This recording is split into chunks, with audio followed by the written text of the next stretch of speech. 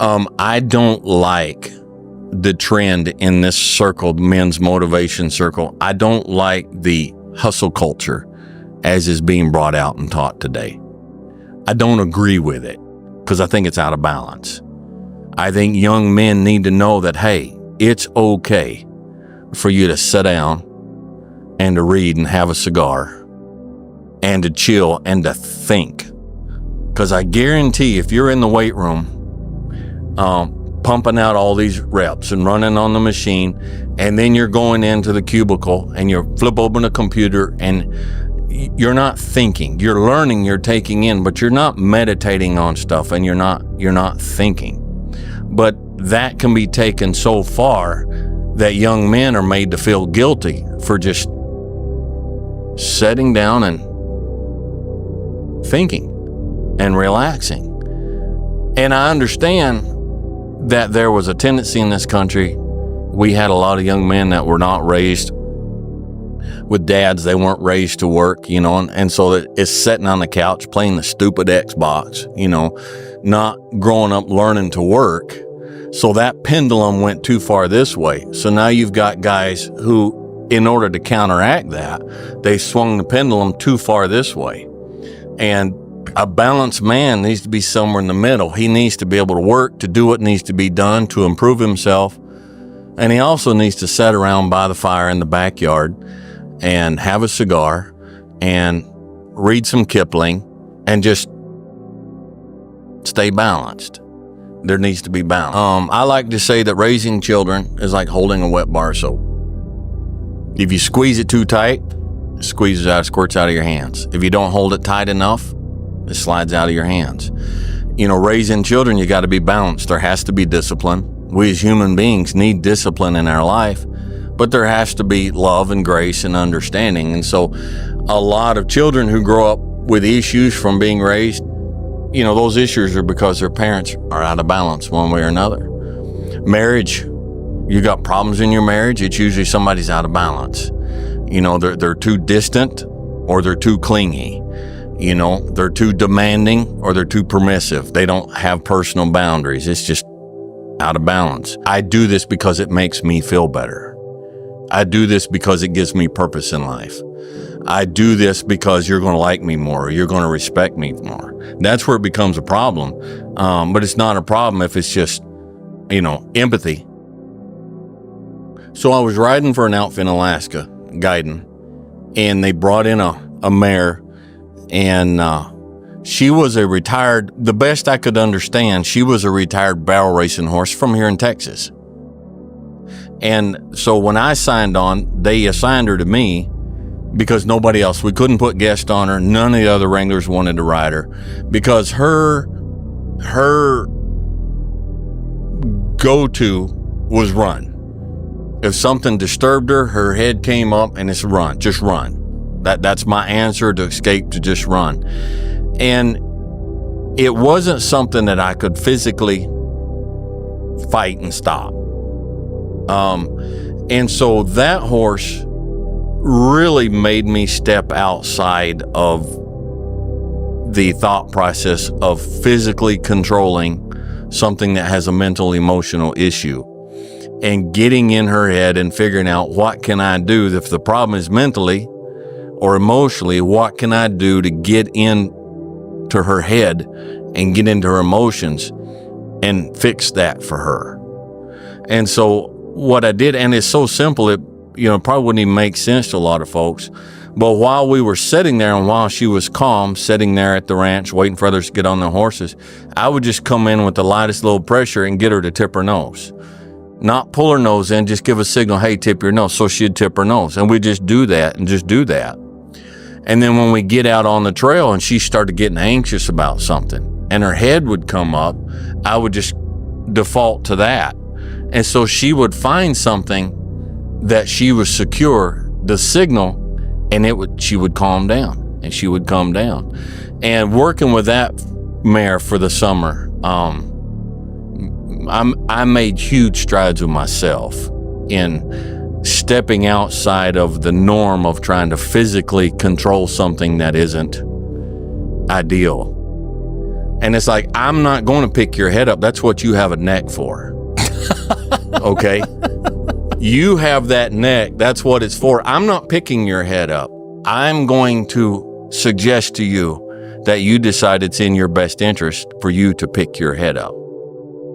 And we go for the mind. And how much in life, you've got all these folks working for you here, and you can't physically browbeat and nag and threaten. Tried. You've tried. Does it work? No. They're belligerent. Yeah, I've already heard stories. Yeah, it's just, they're abused. Yeah. But you want to make things so that they decide that if this is what Chris wants done, it's in my best interest. I want to go do that. Yeah. And again, it's communication, and again, it's getting in the horse's mind and working with the horse in that manner.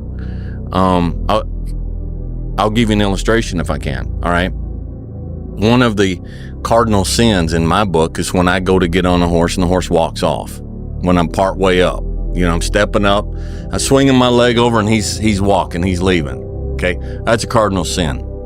So we have a difference of opinion here, me and the horse. It's like, I want you to plant your feet, and I want you to be still while I get on, and then I'll tell you when I want you to go. He says, well, I want to go. So I'm not going to sit there and pull back and say, whoa, and do that one-legged hop along Cassidy down while I'm trying to get in the saddle. I'm not going to do that. I'm not going to physically hold him back. I'm going to put my toe in the stirrup, and I'm going to go to step up, and when he walks off, I'm going to step back out, and I'm going to make him keep walking in a circle around me 8 or 10 times. I'm like, I wanted you to stand still, but you want to walk. I tell you what, I'm a nice guy. I'm going to let you walk. I'm going to let you do what you want in a controlled manner. You pick the tune, and I'll pick the dance. And I'll make him walk around. He's like, I don't want to walk anymore. But you said that's what you wanted, so I'm letting you do what you want. He's like, I don't want to walk anymore. Okay, stop. Whoa. I want you to stand here while I get in the saddle. And he says, and it may take a couple times, but after a while, he says, you know what? I think what I want to do is I want to stand here while he gets in the saddle. So we communicate, and when I got his mind, when I changed his want to, I didn't have to fight with his body. And so that's how you approach it. You understand and you communicate. Nothing the horse does is personal. All right. The horse will buck you off. They won't come back and apologize to you. They did what they did because that's what they felt was necessary at the time. And so they don't operate on that wavelength. But there's times when I do something and it turns out I'm like, that was my fault and that was stupid. The horse doesn't take it personal either. And I can apologize to the horse, and the horse, it just isn't in his thing. But I apologize to the horse to humble myself and to bring myself down and to say, look, you need to pay attention, dummy, and not do that again. Part of it is when you're young, you can pick a fight and you can win. Some of them. And when you're older and you're busted up, I got plates and screws in my neck and I got joints are out of shape and stuff, you're not going to win that fight anyhow, not physically anymore. And so that's where you start saying, you know what, I need to approach this in a better way. It's never enough. I'm like, when is it enough? What is enough? I've been thinking the last couple of weeks, I'm like, the saying is, just keep the main thing the main thing. But I think where we crash and burn is how we define the main thing. And I see myself in a very small, tiny way, infinitesimal way. I see myself as the anti-David Goggins. I see myself as a guy, it's like, there's places where his message is needed. I'm not knocking the guy, okay? There are places where his message is needed, but his message is not needed for everybody, okay?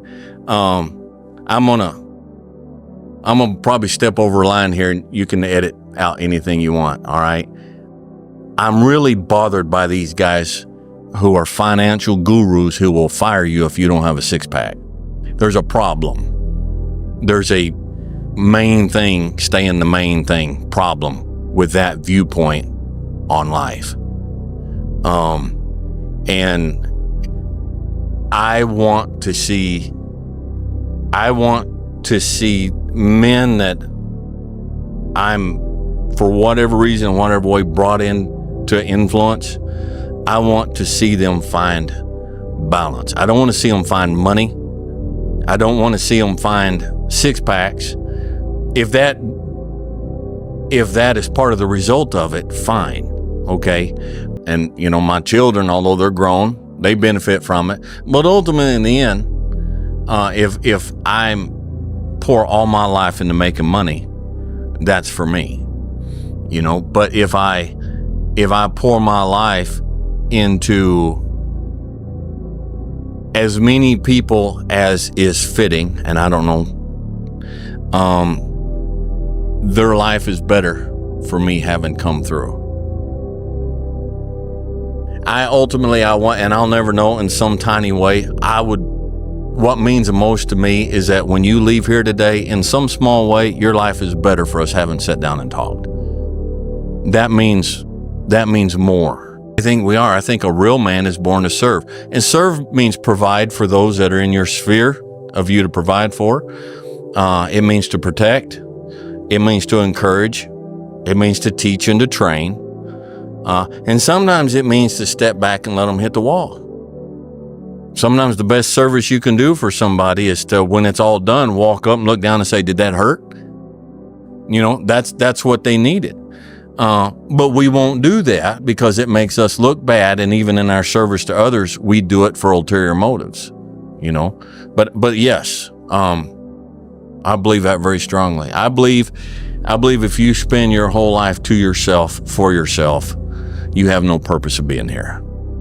It's like when people come across my path, I try to leave their life a little better than when I found it. And you know what? That may be just looking at that poor, tired lady checking out at Walmart with the sore feet and the glazed over eyes, and looking her in the eye and say, how are you doing today? It don't take much, but it's like, I guarantee in some small way her life was a little better when I passed through that Walmart line than it was before I got there.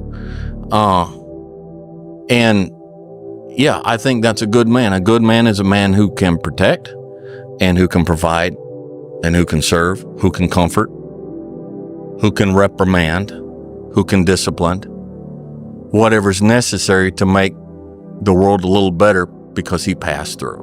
If I bottle everything up inside so that I get to the point that I am toxic or debilitating to those around me, then I need to get some help. But as long as I'm not, I don't need to add more burden for them to carry. Understand, I'm with you 100%. But at the same time, your balance and my balance and his balance are different. And so I think a man has to find his own balance. This thought of men's mental health, emotional health, go get help, I'm not saying it's bad. I'm not saying it's wrong. I'm not saying it's out of place. But I think, like everything else, I think it could be taken to the point that men just become weak. And brother, let me tell you, in this day and age, we don't need more weak men. Now, when your internal battles come to the point that you need help because they have weakened you, then get help, But I think everybody's balance is different.